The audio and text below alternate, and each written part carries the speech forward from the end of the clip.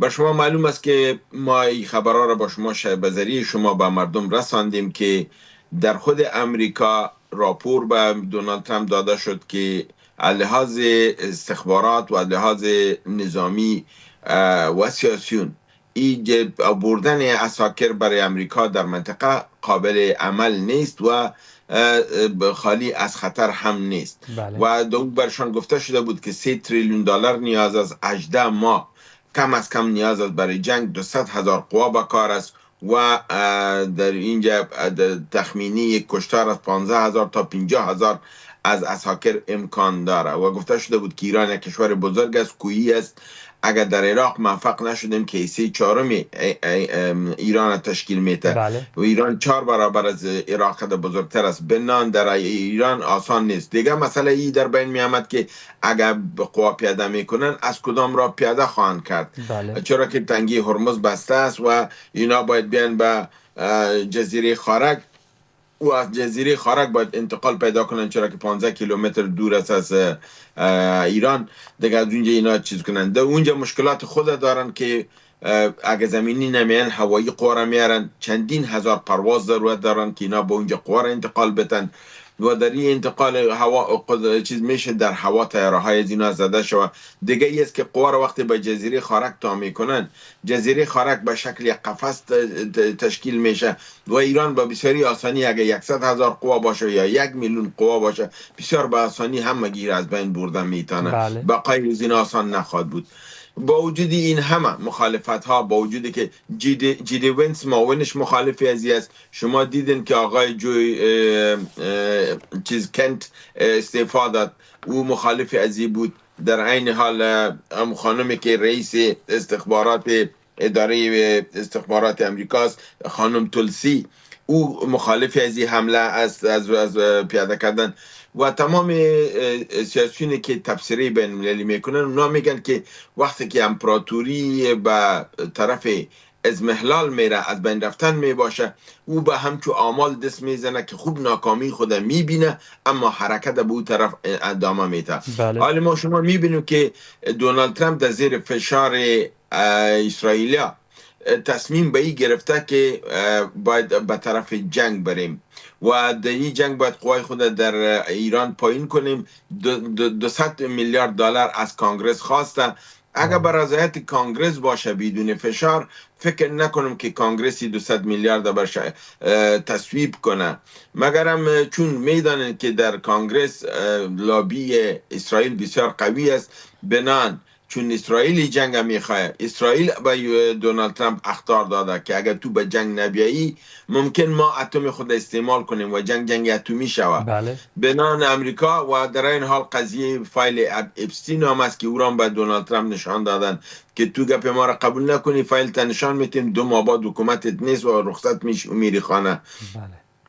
از این بابت فشار موجود است و این تصمیم حالی او گرفته که قمانده داده به پنتاگون، به اردوی خود که قوایتان آماده کنین، ما شما به جنگ زمینی میریم و قوا را، یعنی تصمیم نهایی گرفته شده. و از طرف دیگر که ترامپ را ناتو هم تنها گذاشته گویا بله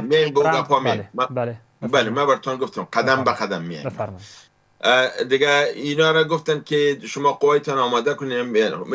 اینا میگن که خب اگر ما هوایی میریم این مشکل است، ما باید اول چی کنیم؟ تنگی هرمز باید بر خود پاک بسازیم و بعد از او وارد از این منطقه شیم. 2 مشکل در تنگی هرمز اینا روبروی هستند. یکی است که کشتی روسیه و چین با مجرد که اعلان شود که اینا به تنگی هرمز برای حمله میان، اونا کشتی خود میارن اینجا استاد میکنن. یکی. دومی است که ایران این منطقه را هنوز ماینگذاری نکرده. قراره که بعضی دوستا در تبصره‌های خود میان که ماین گذاشته شده. نه، ماین گذاشته نشده. اگر ماین گذاشته میشده میبود کشتی‌ها تیر شده نمیتونستن. ماینگذاری نکرده، اما ماینگذاری بر ایران کار مشکل نیست.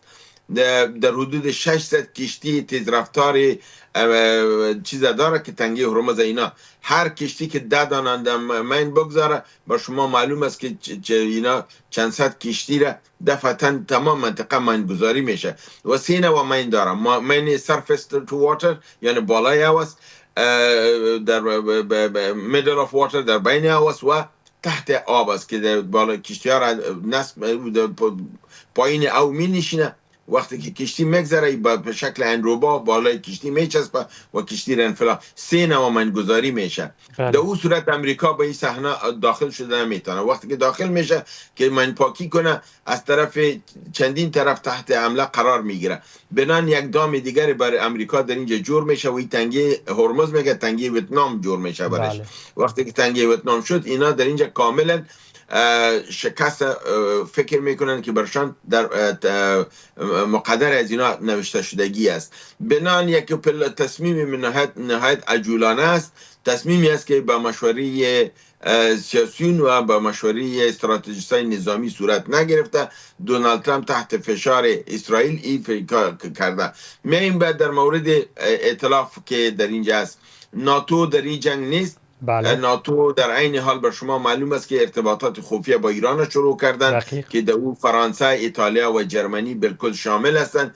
با ایران حتی تلفنی صحبت ها کردن و گفتن اگر برای ما رای پس چرا ایران گفته که هر کشوری که با ما در جنگ نباشه و بخواه که از این تنگی هرمز بگذره صرف 2 شرط برشان مانده. بله. او 2 شرطی است که یکی به دلار خریداری نکنن. دقیق. دومی است که پول چینایی ها را خریداری کنن، رسیده برای ما در تنگی هرمز نشان بتین و از اینجا بگذارین بدون از اینکه کدام کشور هستی. این شرایط که هر کس پورا کنه اونا میتونن از اینجا بگذارن. و چه اروپایی را فکر کردن که از اینکه به جنگ بریم و افراد خود تباه کنیم بهتر است که با ایران گپ جور کنیم و راه جور کنیم.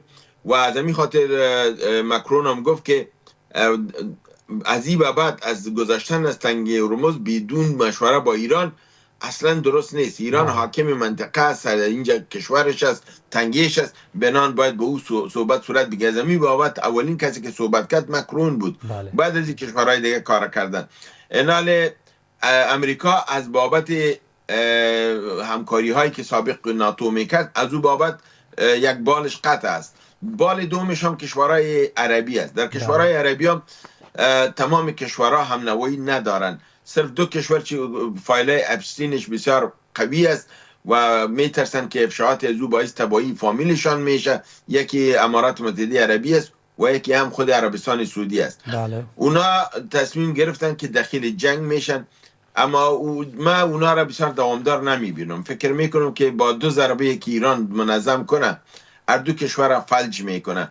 در اون صورت ممکن که عربستان سعودی با قرارداد امنیتی که با پاکستان داره او را وارد جنگ کنه به اساس از امو قرارداد. اگرچه پاکستانی به مشامشان ای بوی رسیده و با شما معلوم است که پاکستانی بسیار مردم لشم هستند، اونا قرارداد در مقطع زمانی از خاطر برگرفتن پول میکنن. حالی وقتی عملی شدنش که آمده میفهمین پاکستانی چی میگن. پاکستانی میگن که ما قرارداد با عربستان سعودی امضا کرده بودیم که وجودی تو در خطر بود، ما باید دفاع میاییم. حالی خود اونجا وجود امریکایی در خطر است. ایران بالای امریکایی حمله میکنه نه بالای عربا. بنان ما نمیاییم. پاکستانی حال شانه خالی میکنن، در حالی که عربستان سعودی و امریکا پلانش است که عربستان در جنگ درآید، پاکستان وارد جنگ کنه و از این طرف اگر ضرورت به بم اتم میشه که با عوض از اینکه بم اتم اسرائیل و امریکا استعمال شود و بدنامی تاریخی در روی از اونها. آقای فاطمی بحث ناتو و همچنان حمله بعد دیگو گارسیا را هم کوتاه اگر اشاره کنید لطفاً. بله، ناتو را اشاره کردم که ناتو در این جنگ نیست و اونا راههای خود با ایران دارن، صحبت میکنن. بنان ناتو در مطرح نیست و ناتو قبلا هم گفته که آرتیکل 5 متحرک نمی سازن. آرتیکل 5 نمی است که یک کشور و زیر تعرض صورت میگیره که امریکاست در جنگ است، باید اروپا و ناتو همراهش بره. اونا قبلا ایره گفته بودن که ماده 5 ما متحرک نمی سازیم و ما در این جنگ نیستیم. میایم در مورد گاریسیا. ایرا قبلا هم چیز برش گفته بود انگلستان که تو از این جزیره استفاده کرده نمیتونی، اما که تیارهای زیادش اونجا هست، اگر از او استفاده میکنه ایرانی توانایی را داره که او را مورد هدف قرار بده و او را بزنه و مفلوجش بسازه. کدام قدر دور نیست، 2,500 کیلومتر میزایل از اینا به بسیار آسانی میره و اوجا زده میتونن و هدف آسانشان است. اگر از اونجا، چرا که تابال تو نشانی نیست که امریکا هنوز از او تیاره از او ساعت استفاده کرده باشه. صرف همی از هم که تیارهایی که در کشتی ها بوده از اینا استفاده کرده و دوم 2 کشتی هاشن از به حساب مفلوج واری شده و یک کشتی است و یک کشتی هنوز در راه است که او یک ماه را در بر خواهد گرفت که برسه. دارن کشتی های خرد خود فعال ساختن که از اونا کار میگیرن. بنان در اینجا یه جنگ که است برای کشورهای عربی و با امریکایی آسان نیست. دایی ناکامی امریکا را همگی میبینن و این جنگ اگر نمیکرد و با امو طریقی که مصالحه را میخواست، مذاکره را میخواست و شرایط ایران را میپذیرفت، در اون صورت به امریکا نجات پیدا میکرد. حالا که جنگ ادامه بده نجات پیدا کردن بسیار تشکر. کوتاه لطفا اگر در عرض 30 ثانیه اشاره بکنین در نهایت امر با این سناریویی که شما در واقع تصویر سازی کردین، راه آینده در خاورمیانه آمریکا، اسرائیل، ایران به کجا میره؟ به سمت توافق چقدر واقعا در این شرایطی که جنگ داغ هست نزدیک هستیم؟ یک مورد و مورد دیگر پیروز در نهایت امر کی خواد باشه؟ کوتاه لطفا. به طرف مصالحه نمیره، به طرف صلح نمیره، به طرف جنگ قوی میره. در او کشورهای عربی همگی حیثیت و عزت و همین که خود میبازن، پول خودم از دست میتن، امی چیز ساخت و بافت 20 ساله که برای خود 30 سال جور کرده او را از دست میتن. ایران دست بالا پیدا میکنه در منطقه. امریکا که در نهایت با مذاکرات هم بیایه با کسی میشینه که من حیث طوری که یکی از بزرگای پنتاگون دیروز گفت وقتی که طیاره F-35 شانه زد، گفت که ما تصور نمی‌کردیم که ایران اینقدر قوی باشه. ایران ثابت کرد که یک قدرت نظامی در منطقه است. حال امریکا که دشمن است که ایران قبول کرده، بنان وقتی که بالای میز میه من حیث یک قدرت نظامی قبولش کرده، با مذاکرات میشینن. در اون صورت باز شرایط اردو به طور مساوی در بین میه. فکر نکنیم که باز امریکا با او غرفش باشه که با شرایط بگذاره. اگر اتم استعمال نشوه، اگر اتم استعمال شد باز دیگه نمیز مذاکرات است و نگپ است، همه بشریت همه چیز میبازه و به حساب باخت بشریت است.